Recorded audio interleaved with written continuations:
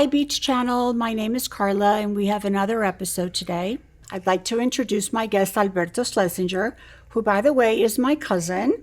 And I may add that we are the most attractive and most talented people in the family. But I didn't say that, but I did say that because it's on camera. So, Alberto, you are so accomplished. You've been nominated for a Latin Grammy. You have won Emmys. And now you are the president. You have been the president of Personal Music. So today I want to talk all things music, especially composing for film and TV, and more importantly, what goes on behind the scenes. And music has been always my main motivator. Yeah. So originally I wanted to be an author and a player, to be in groups. And that comes from the first Beatles record that my dad gave me when I was 12 years old. Which one was it? I Saw Her Standing There. So I heard that song and I said, exactly what I want to do. Exactly. My uncle, my tío, coming to me and saying, you're not going to believe this, but I just bought Alberto a machine that you can record track upon track and it doesn't erase, because at the time everybody had like cassette tape and you had to erase in order to record over. And he was so amazed that there was such a machine, and he told me that he bought it for you. And then I knew right away what was going to happen with that. Yeah. Yeah, that was the first time I had a reel-to-reel with an Akai with 2 channels. And not only recording in stereo, you can record in one track and then pass that track with another instrument to the second track and going between tracks until you have the whole song. And that helped me a lot to practice my arrangements. So my first arrangements, my first compositions, I did it in that way. And that blew my mind. So that moved again my desire to have a big band. Yeah. So then I played in different cover bands until I met in college, in the first day of college in economics, a friend of mine, Carlos Morales, who introduced me to Giordano, who was a musician.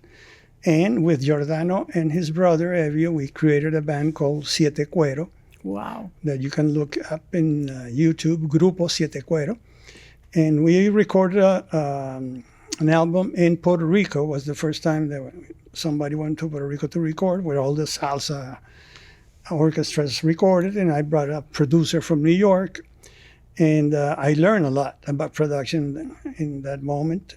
The record was bought only by my family members and friends, because it was too out there, too avant-garde type of Latin rock. Boy, did you change your style then. Then I realized, but nowadays, all the kids love it. It's a cult band. 100%, the kids understand it nowadays. 100%. In those days, nobody understood. Yeah. But that gave me the idea of the next record I wanted to compose.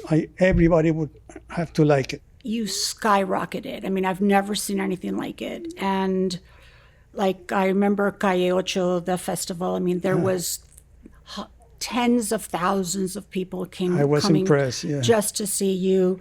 Also, I wanted to mention that you got so big that you did TV shows like El Recluso. You did Marido en Alquiler. And you did the famous one, La Reina del Sur. And so that's what you started doing after you finished Daiquiri. When I finished Daiquiri, by the way, you can see it in YouTube in Grupo Daiquiri. Yes, I saw it. I said, what would be the way that I can be paid to do music? Yeah. And the only way was doing advertising. Yes. And then later I realized doing music for series and TV. So the first part was my company in Venezuela, Personal Audio, that I began doing advertising music. Like jingles and stuff like that. Jingles and that stuff. Yeah. Then I moved to Miami and began from zero because I saw I was coming. Well, you had a room in my house. Exactly. Yeah. Exactly. Yeah. And so as I began growing with advertising, I was very keen on begin doing music for series. The only thing is, I didn't tell you, when I was 21 in Caracas, I was good friends with the people from film. I loved film and I loved music for film. And one director, Mauricio Waterstein, very famous director in Venezuela, asked me to contact Rubén Blades to Wow. see if Rubén could do the music for his film. So I contacted Rubén, and Rubén said, "No, I can't. I'm doing a film in LA. I'm sorry, man. You know, what you want right now, I can't. I have a couple of films that I'm going to do, so What a mistake. forget that was. about it." Yeah. So I told that to the director, and the director, "Well, okay, You do it. Well, you do it." Yeah. And I was 21, 22. Yeah. So that was my first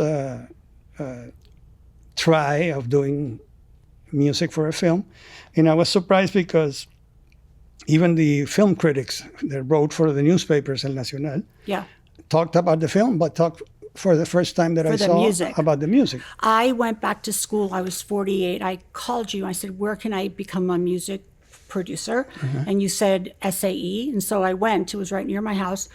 And my teacher was one of your teachers, Ed Gordon. And he was a great teacher. And he Yes. loved you. And he thought you were one of the most brilliant students. And That was a great time. yeah, he was a great teacher. Great teacher. Yeah, that was very coincidental. Yeah, very coincidental. I wanted to ask you, what was the first time that you realized that you made it? Like you felt like you made it? When I was recording, because we first did 2 songs to see if the owner of the record company was the owner of the TV company that owned the record company, Peter Otom. I wanted to see if they wanted to see if it's okay. He loved it, so they said, "Okay, go and record the album." And I recorded it in 2 months. Meanwhile, I was working during the day at Rori, which is a big factory, a big company from part of my family. Right. And Mine too. I worked 8 to 6, in, like an economist, Yeah. and from 6:30 to 3 a.m. recording in a studio. Yeah. And when we finished the record, I didn't know what was going to happen. I thought, I wish that I was sufficiently successful for that I So you could leave buy a Rhoda. car. Right, or buy a car. Yeah, a little car. And okay, I began working again after we finished the record. And we managed to do one video clip, the first video clip done in Venezuela in those days. I do remember that Puro Deseo de Amar was the name Puro of the Deseo song. de Amar was your first big hit, and it's still, it still has a huge influence, even though that's not my favorite one. You know my favorite one, and I'll tell that story. So. And the song went on the radio and exploded. Yeah.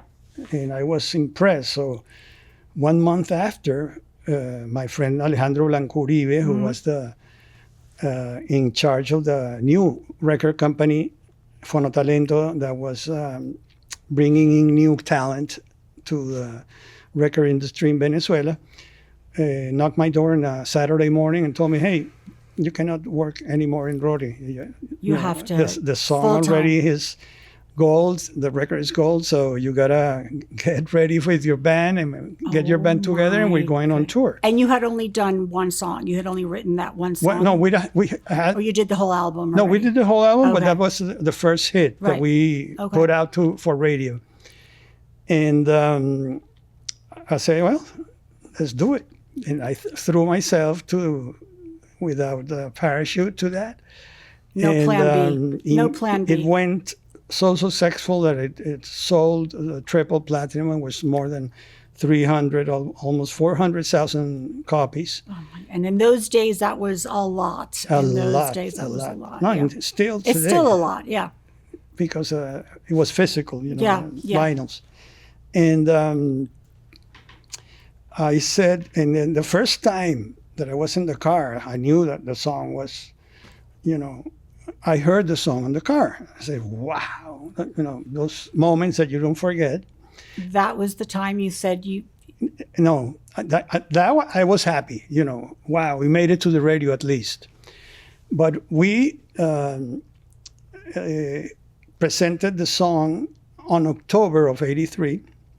So in December, that already the thing was going huge, I was in the balcony of my apartment in Palo Grandes, and there's behind the building, there were a lot of houses, middle-class houses. So I went into the balcony a Saturday night by myself, and it was December, so it was Christmas festivities going on. And when I went out to the balcony, all the houses were playing Puro Deseo de Amar. Obviously not in sync. Right. So a little bit of the beginning, a little bit of the end, a little bit of the middle. Right. That's when I said, wow. There's one song that I have a very big affinity to, Chamo Candela, because the movie that I produced in 2020 took me 20 years to make, and it was about Chamo Candelas, which I guess loosely refers to almost like Dennis the Menace, kind of thing. And these boys were like Dennis the Menaces.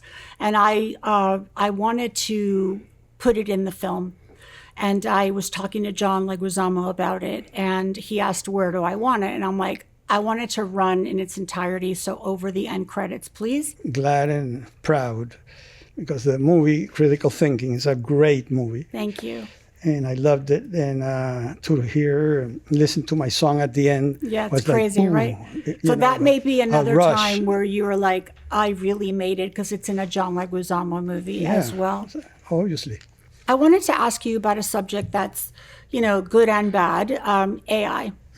So a lot of these young composers now are freaking out. They feel like why are they even studying music when they're not going to be needed? I personally feel the opposite. I feel like it's a tool to make yourself better. I'm not afraid of it at all. I'm afraid of not knowing how to do it. That's what I'm afraid of. But do you find that you have to convince these young people to not be afraid, or how is it? You have to convince them immediately. Immediately. I just finished a 4-week course in AI because I'm really into it. Yeah. And I think this is the new... Where did you do it? With a course from Berlin in Germany. And it was great. I learned, ChatGPT and all the tools that you can use with ChatGPT.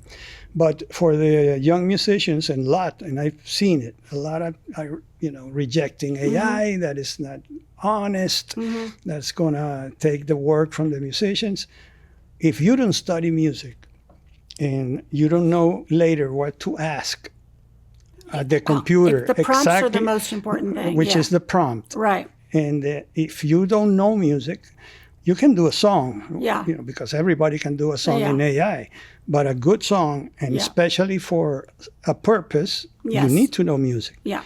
So I think AI is a language on it to itself. Yeah. Exactly. And AI, I think, is the most important tool in any work today, in music especially, because music is half of the content. What is your favorite soundtrack ever?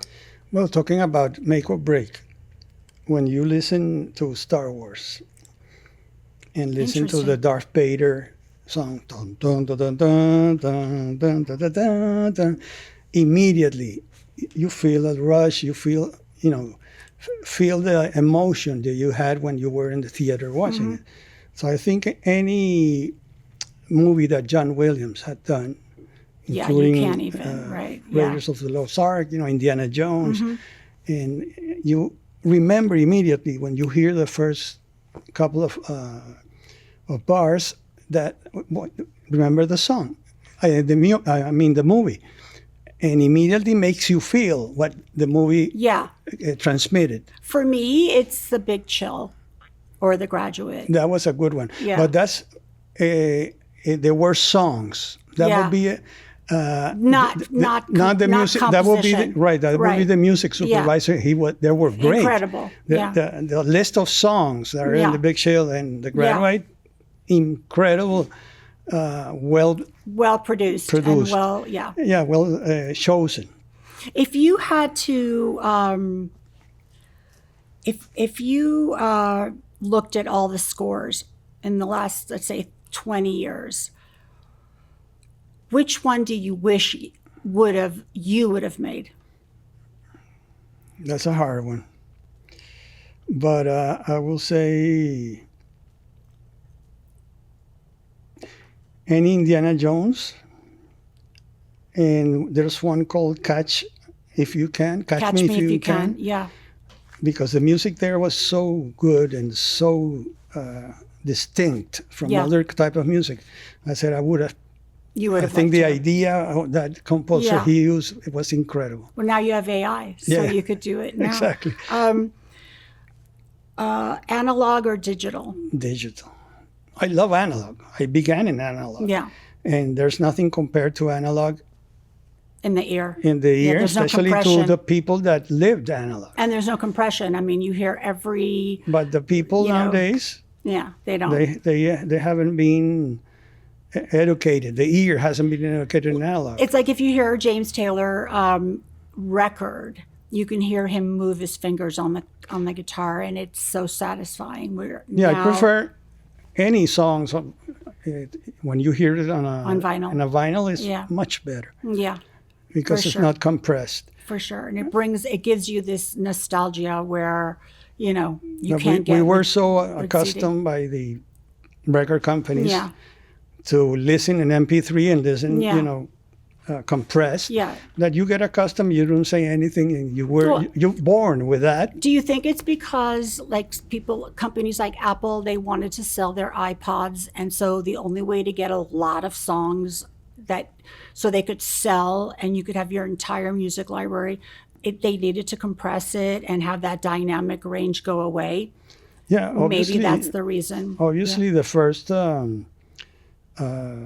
aggregators of music, like Napster, they had a lot of problems legally with the record companies. Yeah. And the record companies were late Very. because they began suing Napster. They were late. They were legacy. Yeah, they didn't. They Legacy. didn't It's like see. legacy media They didn't now. see the future. So that I was agree. a big mistake, and they changed radically nowadays, obviously. Yeah.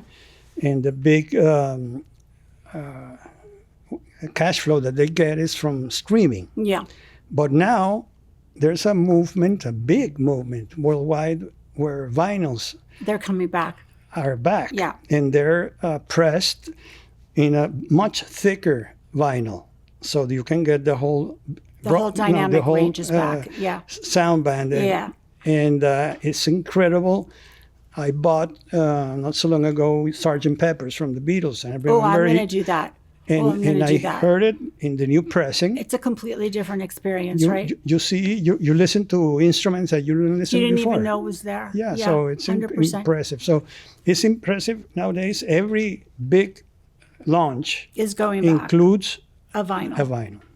So I just want to end by, first of all, thanking you so much for Pleasure. being my cousin and for Pleasure. being on this podcast as my guest. But I wanted to end with, do you have any current or upcoming projects? Wink, wink, like a podcast, possibly. There's a Wink, wink. I'm sorry, I have something in my eye. you knew already. Yeah. We have a Coming up. podcast in the works. It's called Grupo Aikiri, because a lot of people, a lot of the fans, and we have like 35,000 followers, That's amazing. have been asking about the stories behind the songs, Yeah. the stories behind the tours, Yeah. the stories about each of the members of the original group. band. Yeah. That there's a lot of material for a podcast. And I think whoever decided to do that podcast, I'm sorry, I have something in my eye again. was brilliant because it is so engaging, and the music is as good as possibly the podcast will be, so it doesn't disappoint. Yeah, thank you. So thank you so much. Thank you for the invitation. I love you, and I love don't you say too. that to all the other guests that were here today. So thank you, Beach Channel, for watching Production Legends. See you next time. Peace out.